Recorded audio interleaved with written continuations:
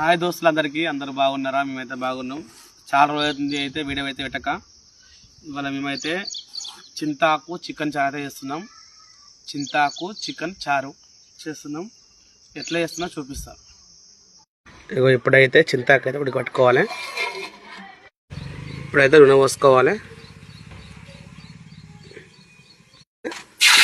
పోసుకున్న ఉల్లిగడ్డ వేసుకోవాలి. కొంచెం కొత్తిమీర కూడా వేసుకోవాలి.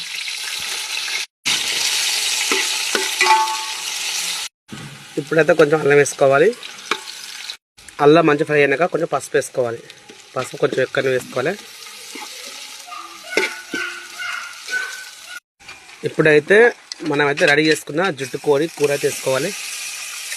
జుట్టు కోడి కూర అయితే చాలా బాగుంటుంది. జుట్టు కోడి అయినా నాటుకోడి అయినా బాగుంటుంది ఇట్లా వేస్తే.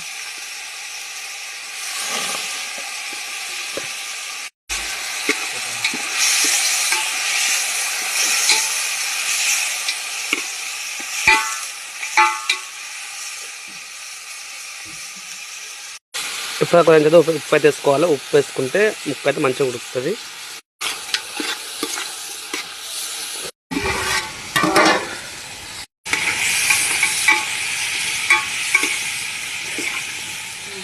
ఇప్పుడైతే మనమైతే ఫస్ట్ మిక్సీ పట్టుకున్న పచ్చిమిర్చి కారం అయితే వేసుకోవాలి. ఇలా కారం వేయద్దు, పచ్చిమిర్చి కారం అయితే వేసుకోవాలి.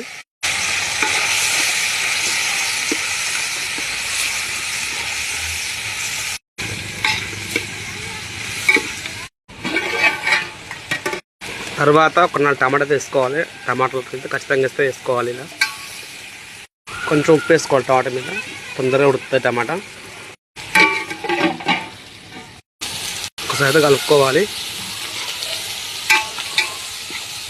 ఇప్పుడైతే మనం ఫస్ట్గా ఉడకబెట్టిన అయితే చింతాకు అయితే మంచిగా విసుకోవాలి. మంచిగా విసుకొని అయితే రసం అయితే వేసుకోవాలి. రసం తీసుకుంటే మనకు పులుసు అవుతుంది. పులుసు అయితే మంచిగా పోసుకోవాలి. పిసికిందంతా మనమైతే బియ్యం పిండి అయితే పోసుకోవాలి. ఇల్లు అయితే లవంగాలు మిరియాలు దంచిన మసాలా అయితే వేసుకోవాలి. ఇల్లు అయితే గరం మసాలా అయితే వేసుకోవద్దు. ఓన్లీ లవంగాలు మిరియాలు కలిపిన మసాలా మాత్రమే వేసుకోవాలి. గరం మసాలా అయితే వేసుకోవద్దు. అయితే పోసుకోవాలి. ఇప్పుడైతే పోసుకోవాలి. ఇలా పోసుకుంటూ కలపాలి, లేకుంటే గడ్డ కడుతుంది. అయితే కొత్తిమీర వేసుకోవాలి. ఎంతో కమ్మగా ఉండే చికెన్ చింతపులుసు రెడీ.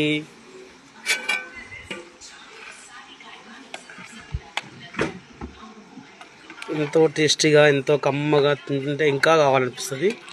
ఇది చల్లగా అయినాక అది పోసుకొని తినాలి.